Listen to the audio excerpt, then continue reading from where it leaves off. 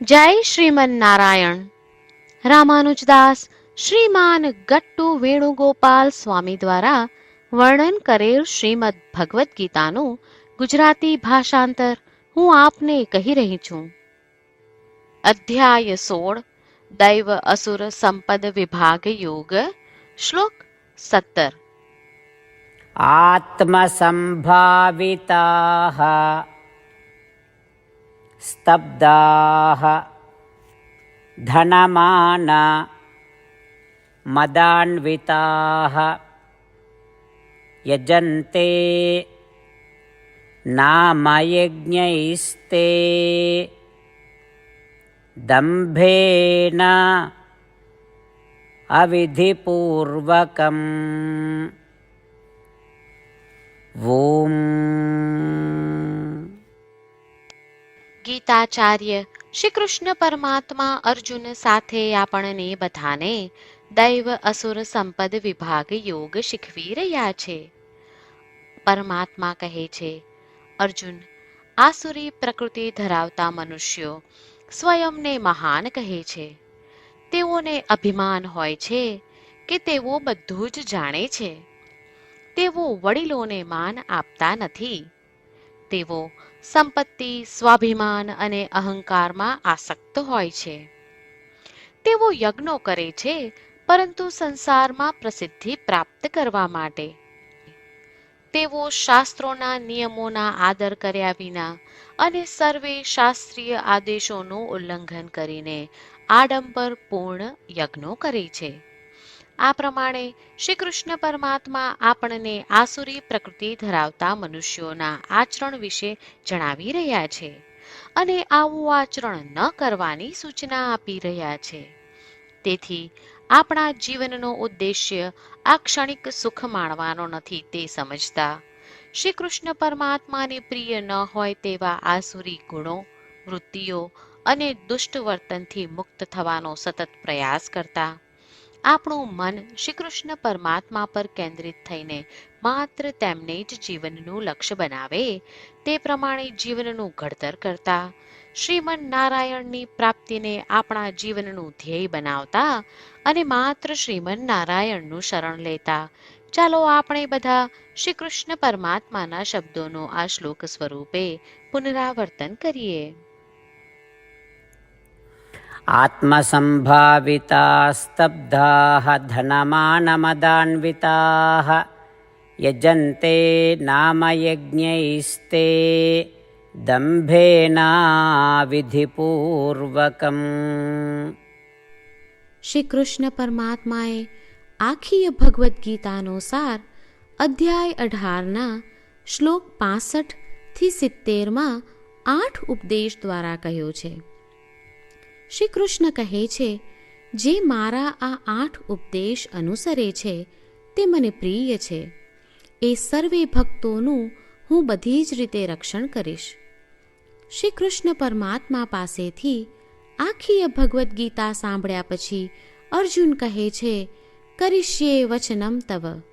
એટલે, કૃષ્ણ, હું તમારી આજ્ઞાનું પાલન કરીશ. તમે કહો છો એમ કરીશ. અને આથી જ શ્રી કૃષ્ણએ દરેક પ્રકારના યશ અને વિજય અર્જુનને આપ્યા છે. તો ચાલો આપણે પણ પરમાત્માને 8 વાતો પાળવાનું વચન આપીએ. પરમાત્માને આપેલા વચનથી મોટી કોઈ પૂજા, તપ કે યજ્ઞ નથી. 8 પ્રતિજ્ઞાઓ જે આપણે લેવી જોઈએ તે હું હવે કહું છું. આપ સૌ પણ એનો મન અને હૃદયથી વિચાર કરો. આ રીતે શ્રી કૃષ્ણને વચન આપતી વખતે આપણે સૌ શ્રી કૃષ્ણની હસતી મુખમુદ્રાનો મનમાં વિચાર કરીએ અને પરમ આનંદનો અનુભવ કરીએ. જય શ્રીમન નારાયણ. આપણા 8 વચનો આ પ્રમાણે છે. આપણું પહેલું વચન, હે શ્રીમન નારાયણ, તમારા ઉપદેશ પ્રમાણે હું હંમેશા તમારું ધ્યાન અને ચિંતન કરીશ. આપણું બીજું વચન, હે શ્રીમન નારાયણ, તમે કહ્યું છે તેમ હું સદાય તમારી ભક્ત રહીશ. આપણું ત્રીજું વચન, હે શ્રીમન્નારાયણ, હું મારા કર્મો તમને સંતોષ થાય તેમ અને તમારી સેવા માટે કરીશ. આપણું ચોથું વચન. હે શ્રીમન્નારાયણ, તમે અનુસરવા કહ્યું છે તેમ મને પૂર્ણ શ્રદ્ધા છે કે હું તમારી છું. હું સદાય મારા હાથ જોડી તમને નમસ્કાર કરીશ, તમારી ભક્તિ કરીશ. આપણું પાંચમું વચન.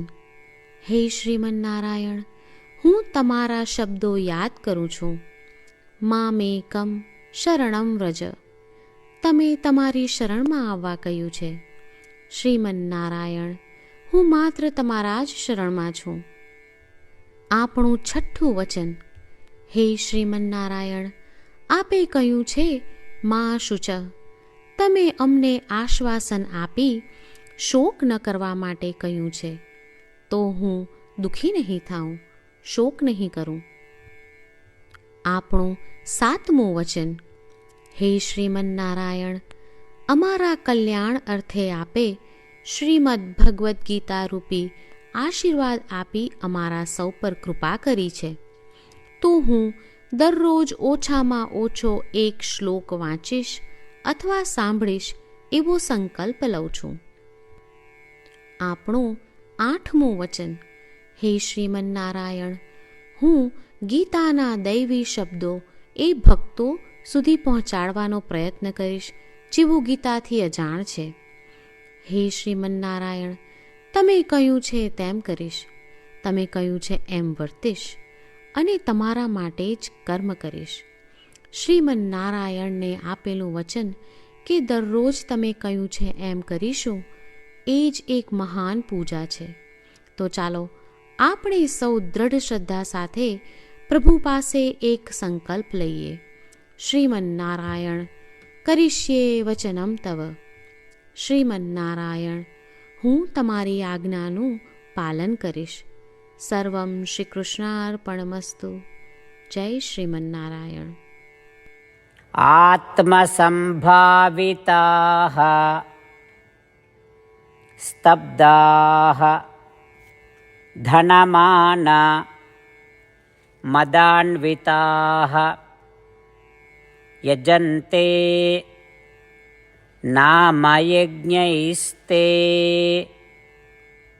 દંભેન અવિધિપૂર્વકમ. ઓમ. આત્મસંભાવિતા સ્તબ્ધાઃ ધનમાનમદાન્વિતાઃ યજન્તે નામયજ્ઞૈસ્તે દંભેના વિધિપૂર્વકમ. જય શ્રીમન્નારાયણ. તમામ ભક્તોને ખાસ વિનંતી. આપણા જીવનની દરેક બાબતોમાં આપણે તાત્કાલિક અને અસરકારક પરિણામો ઈચ્છીએ છીએ. આ પ્રાપ્ત કરવા માટે ચાલો દરરોજ 1 મિનિટ ફાળવીએ અને નારાયણાસ્ત્રમ વાંચીએ. નારાયણાસ્ત્રમ મેળવવા માટે તેની વેબસાઇટ જે www.narayanaastram.org છે તેના પર જાઓ અને રજિસ્ટ્રેશનમાં તમારું નામ અને ઈમેલ આપો. તમે આપેલા ઈમેલ પર તમને નારાયણાસ્ત્રમ PDF પ્રાપ્ત થશે. PDFમાં રામાયણનો 1 શ્લોક, ગીતાનો 1 શ્લોક અને એક વિષ્ણુ નામ છે. આ 3ને નારાયણાસ્ત્રમ કહેવામાં આવે છે. દરેક વ્યક્તિને આ શ્લોકોનું અલગ અલગ સંયોજન પ્રાપ્ત થાય છે. જ્યારે દરેક વ્યક્તિ 24,000 ભક્તો સાથે તેમના નારાયણાસ્ત્રમને દરરોજ વાંચે છે અથવા સાંભળે છે, ત્યારે સમગ્ર રામાયણનું 1 વાર પારાયણ, શ્રીમદ્ ભગવદ્ ગીતાનું 33 વાર પારાયણ અને વિષ્ણુ સહસ્ત્ર નામનું 24 વાર પારાયણ રોજ પૂર્ણ થાય છે. આ એક અદ્ભુત અને અસાધારણ પરિણામ છે. તેથી તમે અને તમારા પરિવારના સભ્યો તરત જ વેબસાઇટ પર જાઓ અને તમારું નારાયણાસ્ત્રમ મેળવો. જય શ્રીમન્નારાયણ.